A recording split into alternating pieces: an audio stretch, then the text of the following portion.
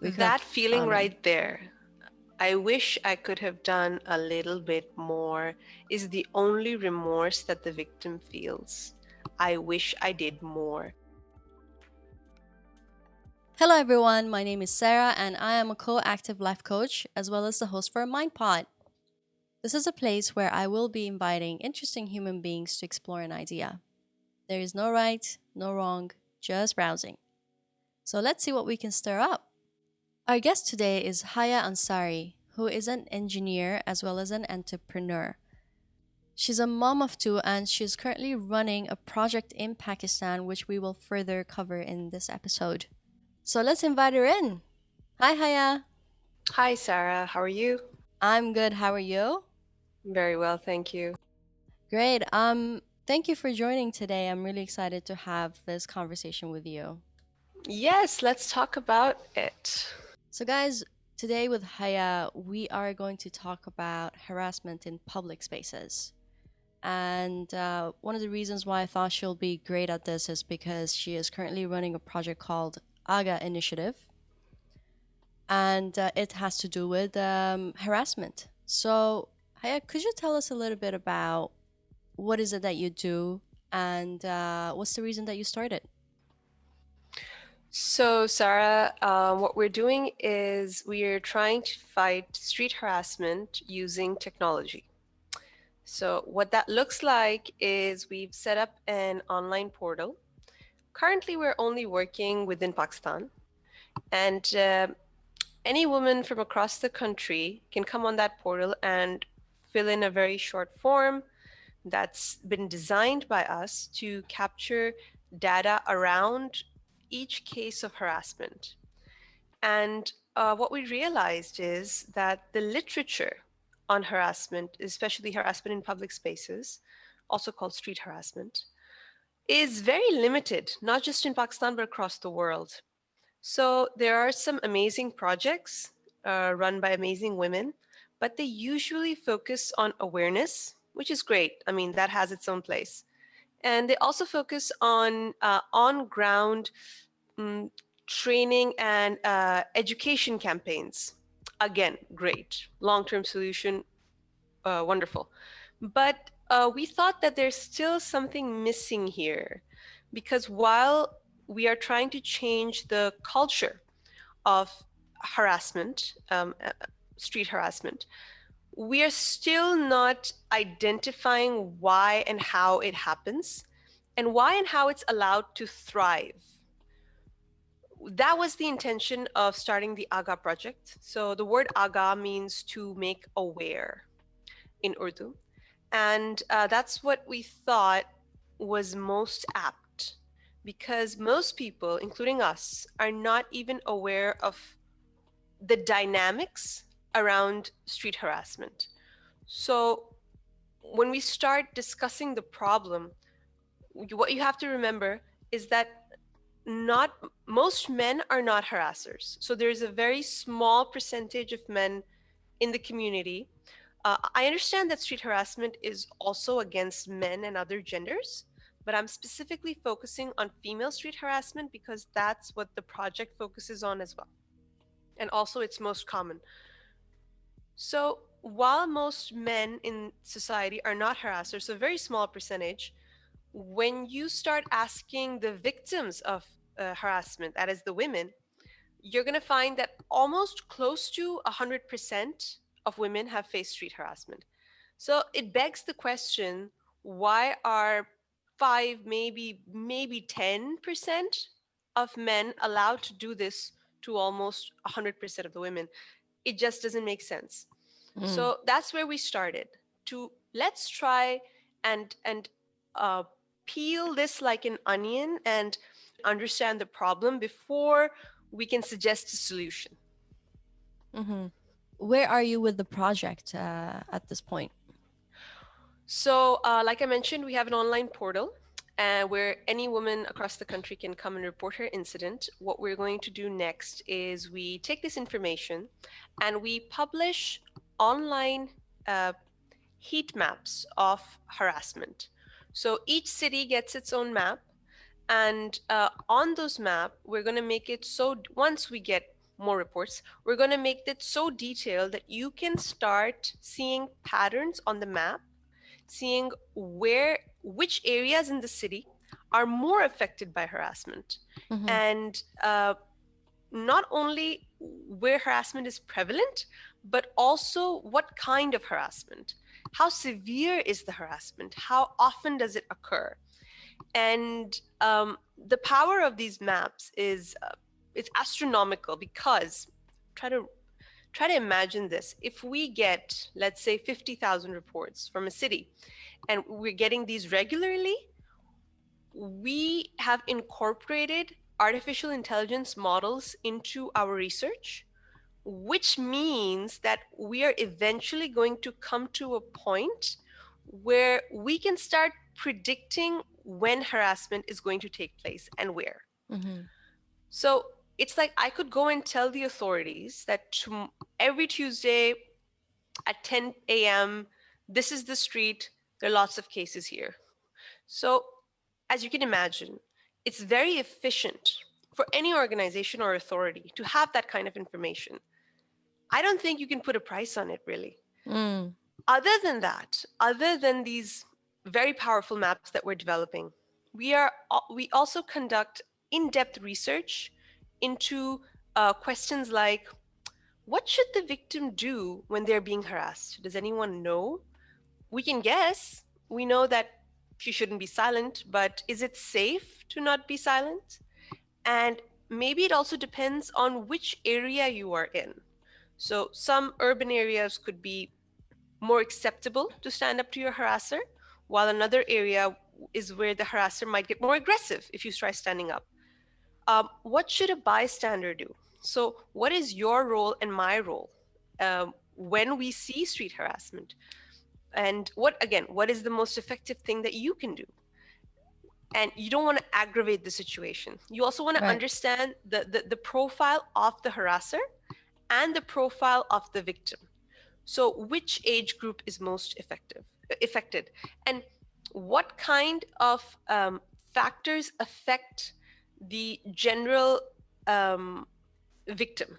Mm-hmm. For example, does education have anything to do with you being a victim? Yes or no? So maybe are you working or not? Does that have anything to do with you being harassed more or less? Yeah. We don't know. So, what do you mean by does education affect the victim? So you see, Sarah, in a society, we are all split into different demographics. Mm-hmm. And according to our social situations, and even our things like your education, things like your career, Mm-hmm. these things select where in a city you're going to live, pretty much. Mm. It kind of determines your lifestyle and It does. It standard of dictates living. your lifestyle and standard of living. Yes. Yeah. So we want to see if there is a direct correlation between these factors and harassment.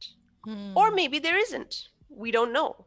We don't know Mm-hmm. anything about harassment. Right. And we also want to know, does harassment take place in the daytime or nighttime? Most people are going to assume nighttime. But the the reports that we've gotten so far, I don't see anything that would confirm that suspicion. Maybe once we get more reports, I might be proven wrong. But again, it depends on the data and how Mm-hmm. clean the data is and how willing people are to give us that data. Right.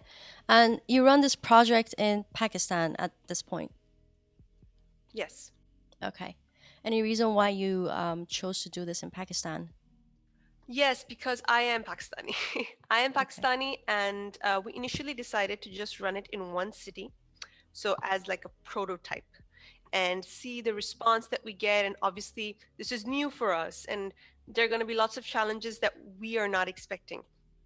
And we thought we're going to learn from that experience and then grow to all major cities in Pakistan. But once we started the project and we saw the kind of response we were getting from the people, we realized it's just not fair to have it in one city. We Mhm. have to have it across the country. I would personally like to have it across the world, but we'll get there one day. Yeah, yeah, for sure. And so, so far from your knowledge, what are the different kinds of harassment, or is there any sort of stages of harassment where it starts with one and then it goes to another and things get a little more serious? So, how we study harassment is that we've divided it into three categories. There is the verbal category, and someone passes in a sexual comment or whistling or singing, Mm-hmm. any kind of attention that makes you feel vulnerable, unsafe, uncomfortable, and it's unwanted would fall under harassment, Mm-hmm.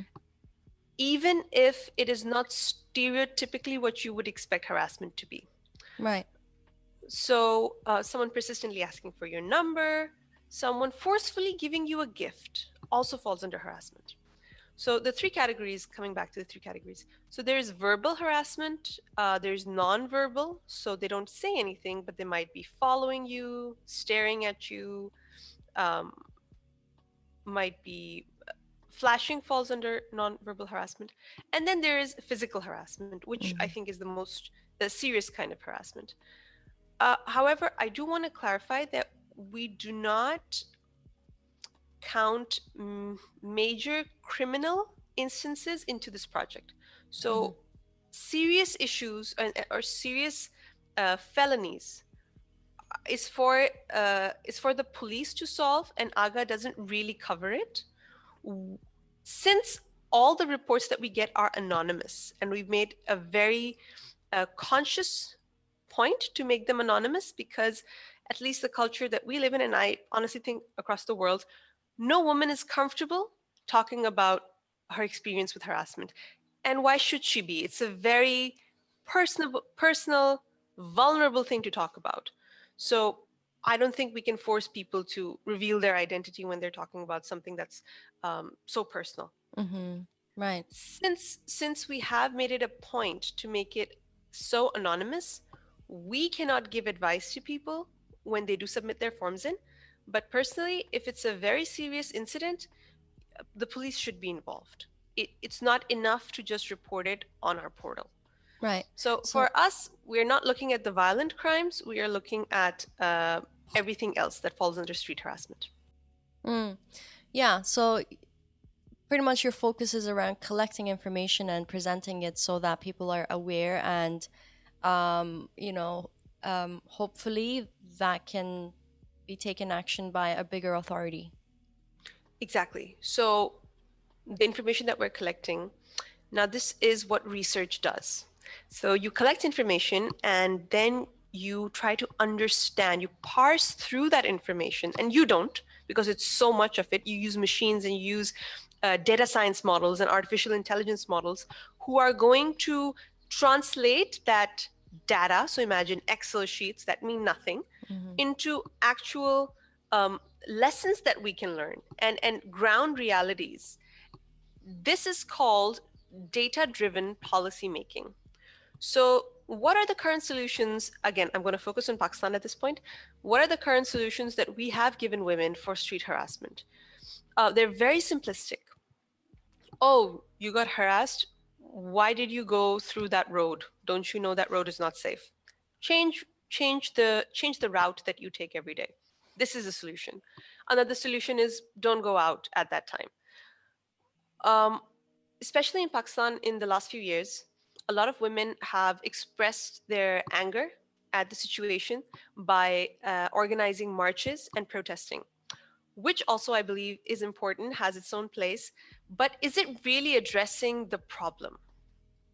Um, I think what we're doing is more, it really hits the nail on the head. Mm-hmm. What we are hoping is by making all this knowledge that we're getting public is that we're hoping that policymakers and authorities and organizations catch up on this information and make more informed decisions and have more effective measures to make the streets safer for women. Yeah, yeah, absolutely. And you know, you mentioned that a lot of people don't like sharing their experience on harassment, but I do believe that, when people or when women are at our age, you would have had some sort of harassment experience on the streets. So, have you had any? Me personally, Mm-hmm. too many, Okay. too many to count. Yeah, yeah. And how serious was it? No, it's ranges from Mm, annoying to scary. Just, you feel really, I would say, terrorized. That's the mm, word I want to use. And I have had some very serious experiences as well, mm, which is why this topic is so close to my heart, and it's so I don't need to read literature to know how much it affects women. I mm. just need to look at myself. So Right. yes, just gleaning from that, you go. What did surprise me, Sarah, Mm, was that I thought I was one of the few, not the only one. I wasn't that naive, but it was actually the Me Too movement is when I realized, oh, no, I'm actually one of the lucky ones who hasn't had to deal with as much harassment as I thought. There are other women who've had to deal with a lot worse. So mm. the Me Too movement is spurred on a lot of important conversations, and I think one of those conversations is what brought Aga to life. The realization that there Mm. is a need for such a powerful tool to exist. Yeah, right. And you've been to quite a few countries. You've lived there, resided there. And how was it living in different areas or different countries all around? Um, so personally, I have lived in the US, I've lived in the Middle East, I've also been to Pakistan, and obviously the three places are very different from each other. Mm-hmm. But I think the challenges faced in each country are unique, and you can't say one is greater than the other. But specifically in terms of street harassment, Pakistani women are, I would say, the most challenged, and there are reasons to that. You mean Pakistani women in Pakistan? Yes, Okay. yes, I meant in Pakistan. Mm-hmm. I meant any women in Pakistan, not just the Pakistani women. Okay. Yeah. Yeah. I think one of the main reasons why Pakistan suffers more from the other countries I've lived in is because the issue is often brushed under the rug instead of being addressed by both men and women. So men don't think it's serious enough, and women don't believe that if they speak up, they will be taken seriously, they will be heard, or some women also believe that they just shouldn't speak up, Mm, which is why I think the problem keeps getting worse and worse. right. So, what's important about speaking up? What's important about speaking up? So I started this talk by telling you how a very small percentage of men affects a large percentage of women. And the thing is that I believe evil exists in society, all societies. It's part of the human experience. It is when the rest of us don't keep evil in check that it starts to grow, and eventually it manifests itself into something that you can't control anymore. It becomes the norm. Mm, It started because you didn't speak up. It started because people didn't speak up to stop harassment, and victims didn't speak up to let everyone know there is something really, really wrong. So when I started this project, I was surprised to find uh, that the men around me also had no idea what harassment entails and how common it is. mm. They all assumed, yes, harassment exists, but not in cities. Or, or not with the people I know, not with the ladies I know. Definitely not with the ladies I know. Definitely impossible. And I had to tell them, do you know you are sitting in a room with five victims right now at this minute? Not just, we haven't just been harassed once, we could tell you Hmm. stories upon stories. And I saw that there was a reluctance to believe that. Maybe because they felt responsible, or maybe they felt ignorant. I'm not sure. But I realized that there was a reluctance to believe it. So initially, when we weren't getting enough reports, I was speaking to my husband and I said to him, um, we should be getting more reports. And he said, maybe you're not getting enough reports because there aren't any. I was like, oh my God, you think there aren't any reports? That is your conclusion? So I found that very funny, but Yeah. also very alarming. Women haven't spoken, I have never spoken to any man in my life speaking about the realities of harassment. I haven't. Mhm. So I'm not sure if it's his fault for being ignorant or my fault for never speaking up, or maybe both. Right. So I've also had a conversation about this probably like 10 years ago with a friend of mine, and he was a guy. And I told him, like randomly, we were just talking about harassment. Probably I had another harassment experience. And I was sharing that with him, and he's like, wow, I can't believe, that happened to you. And I'm like, yeah, but I'm pretty sure, like, your sisters experienced something similar. And he was so disturbed. He's like, no, it couldn't have happened to my sister. And I'm like, look, she might not have shared with you because it's embarrassing, or I don't know, it's traumatic. Some people just can't talk about it.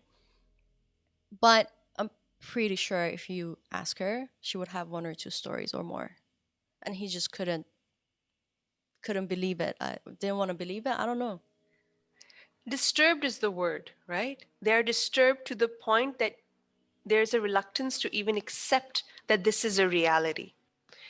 And that is also one of the reasons we want to put it in a report with supporting data. So you can't escape from that reality. You can't explain it away. You have to face it.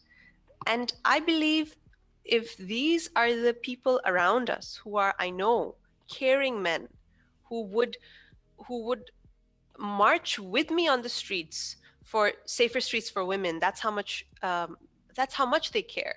Hmm. When these men can't accept this reality, then what are we expecting from policymakers? How are they even going to relate to this issue and come up with strategies that are impactful and effective? They don't know what the problem is, Yeah. which is why this project is so important. Hmm. Yeah, I agree with you.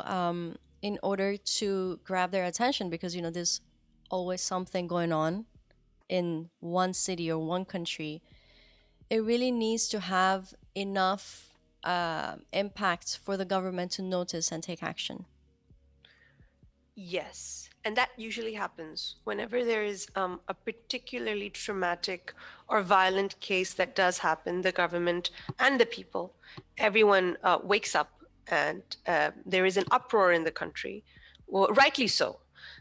But again, there's no systematic change, no new rules in place, no new steps to take these harassers into account. And the not just the harasser, the entire culture of Mm, where we shield the harasser, we hide the harasser by being silent. mm, What you're doing is you are giving the harasser another chance to harass. So one harasser harasses 1,000 women and he's never confronted.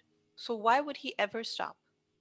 He would yeah. only stop if you raise your voice, if you start speaking up, and if someone, anyone, goes and challenges the harasser. Just that fear that someone might ask me what I'm doing is enough to deter a lot of harassers, and it is enough to it's enough to plant the seeds of change in our cultures. Mm-hmm. Right. And when someone is harassed, what impact does that leave on that person? So each person handles it differently. Research suggests that if the woman stands up for herself, the victim even just raises her voice, even if that doesn't deter the harasser, she is less likely to be emotionally impacted by the incident. But if she stays quiet, which according to our research so far, close to 80% of women replied we didn't do anything because we didn't know what to do or what Mm, was happening, mm, which is which is sorry, I'm going off tangent here, but um, which is also in, indicates to us that we need to educate women as well, because even though this problem is so common, 80% of them had no idea what to do. So that means that there is education missing on both sides. Coming back to the point. mm, So every woman, depending on how old she was and how traumatic the incident was, and also who harassed her, um, how many people were there with her, when did she confide in someone?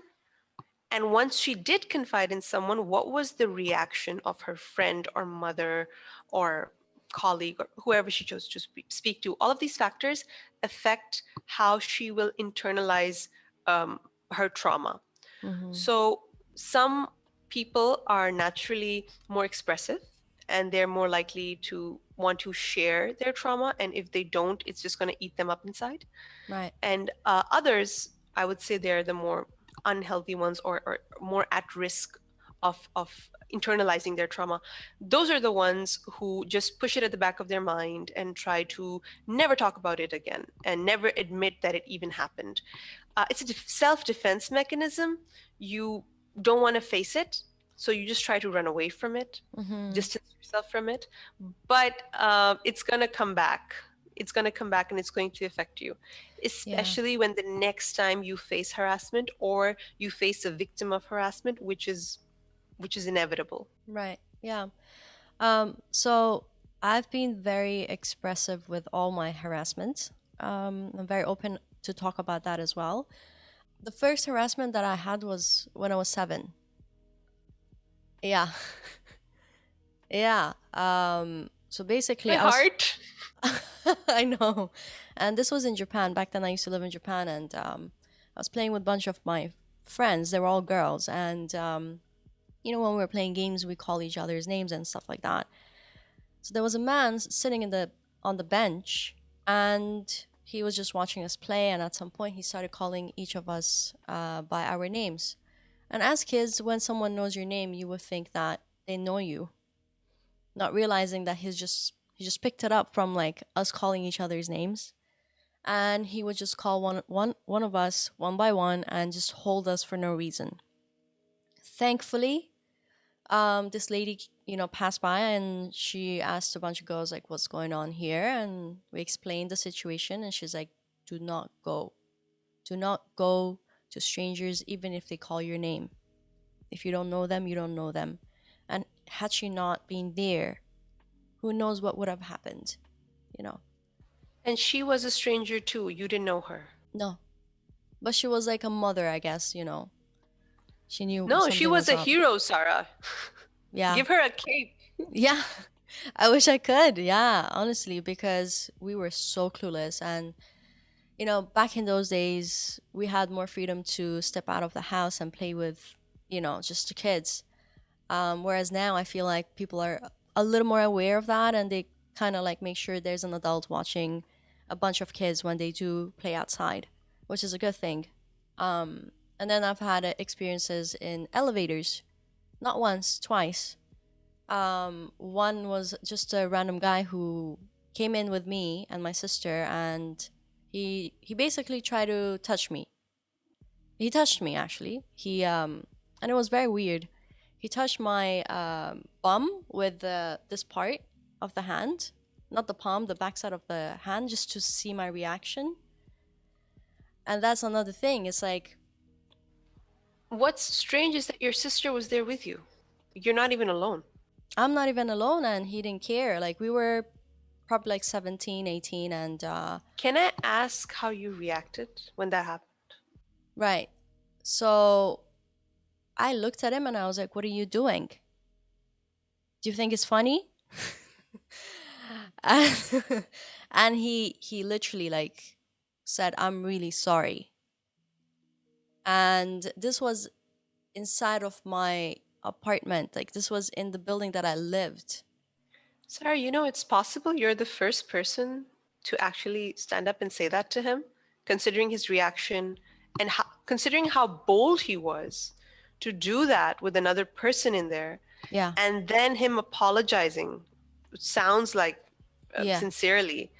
It seems like he didn't expect your reaction because he just never got that reaction. This is how they basically test whether you could be a victim or not. And I even told him, like, listen, I'm going to call the police. And he looked a little bit scary after that. Like, he could have had a knife and attacked us if I threatened him a little too much. So I decided to stop there and just, let it be. But I wish I did a little bit more because there was a camera in the lift and, we could have caught the footage and seen if we could have That feeling found him. right there, I wish I could have done a little bit more, is the only remorse that the victim feels. I wish I did more. Yeah. But don't blame yourself. The entire system is set up against you. So the fact that you did as much as you did, I think you actually saved some girls after you from being harassed and from not going through that really traumatic experience. Yeah. And there is a reason why I became someone that speak up is because when I was 13 in the UAE, again in my building, we used to have a neighbor and their grandparents used to live a couple of blocks away and they would always come and visit their children. And the grandfather harassed me. Yeah, Grandfather? grandfather, yeah. He was probably in his like 60s, 70s. And I was 13, and it's a weird age, right? Like, you're not a woman.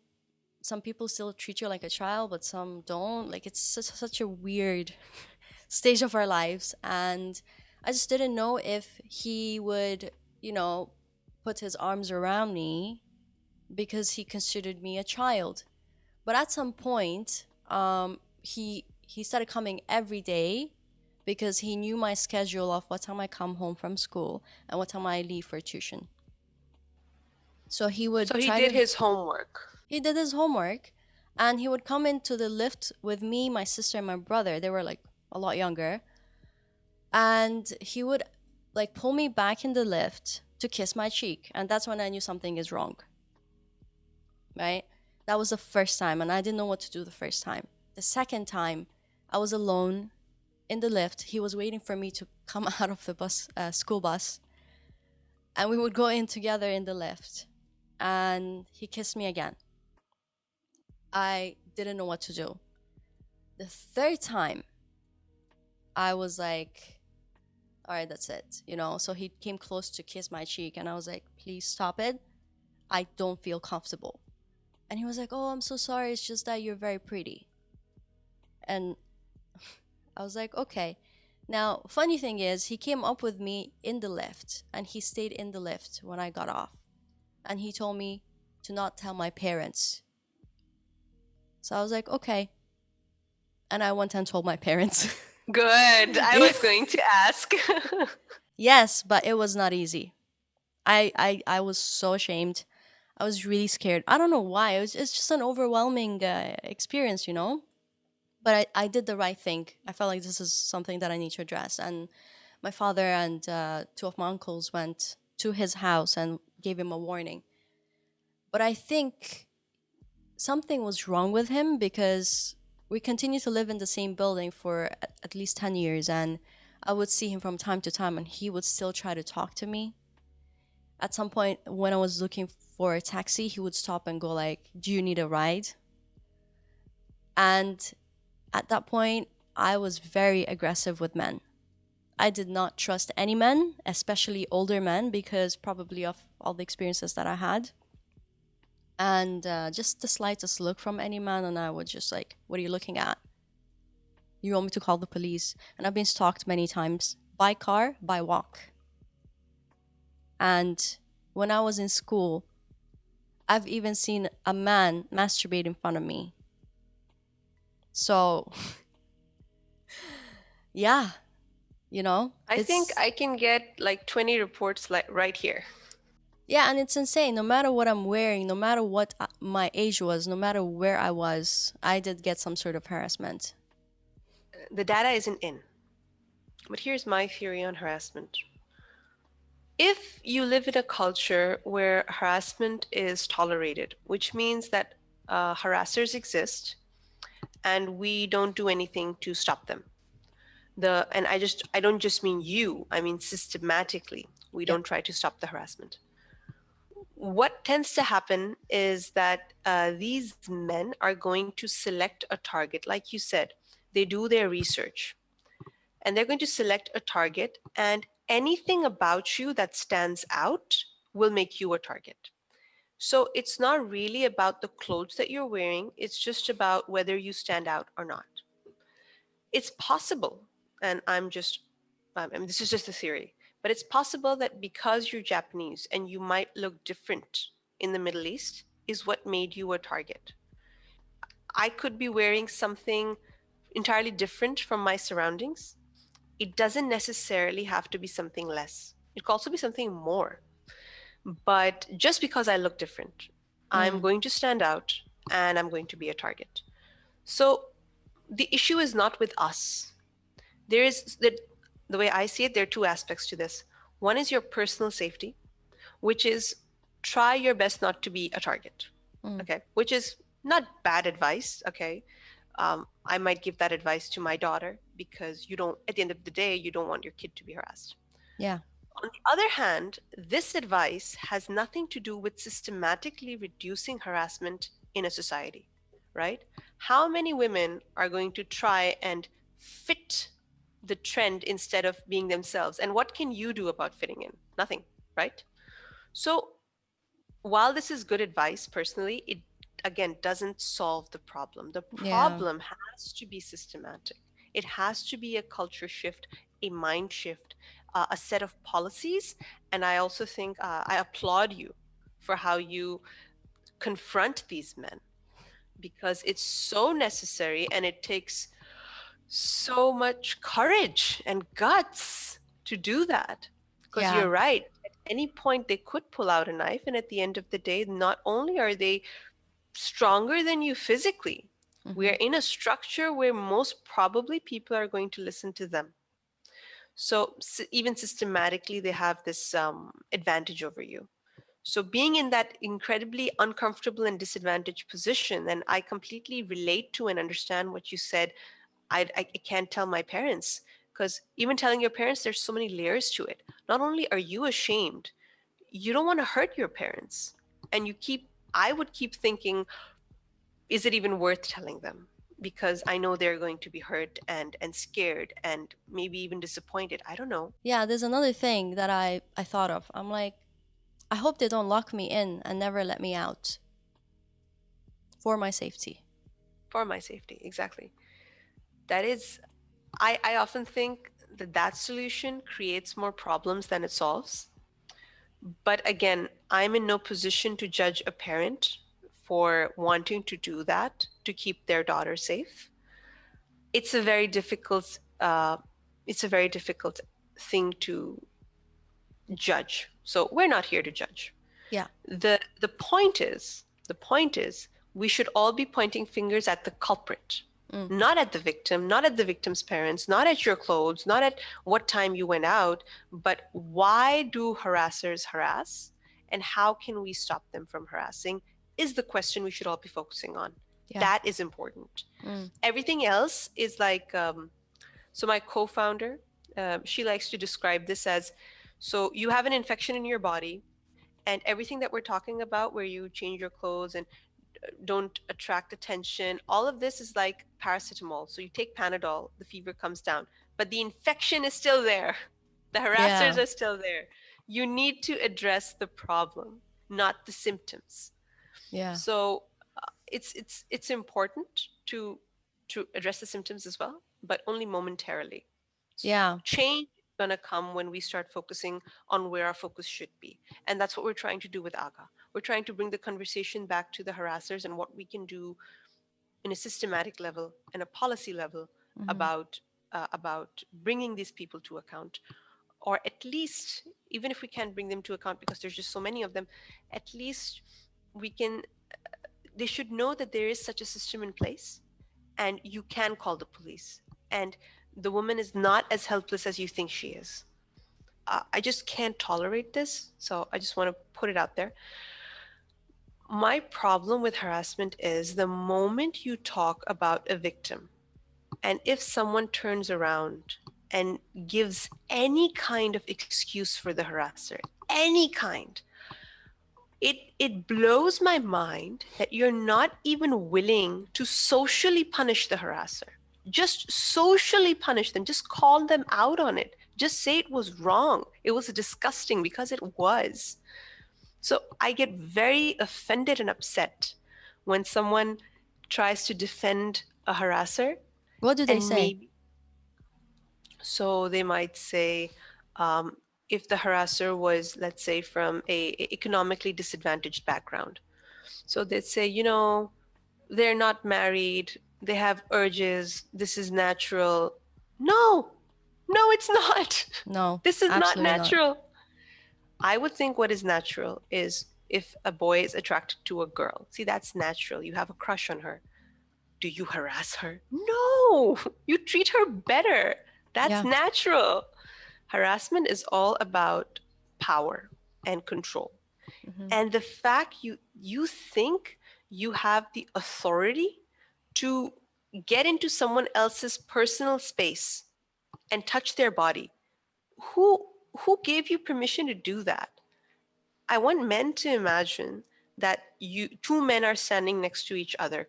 Are you, just because you're men, you're not going to like be sticking together, are you? It's just natural to give another person their space. So Yeah. for someone to think that they can invade another person's privacy, that personal space, and just touch them, even just touch them, who gave you that right? And it is all about power.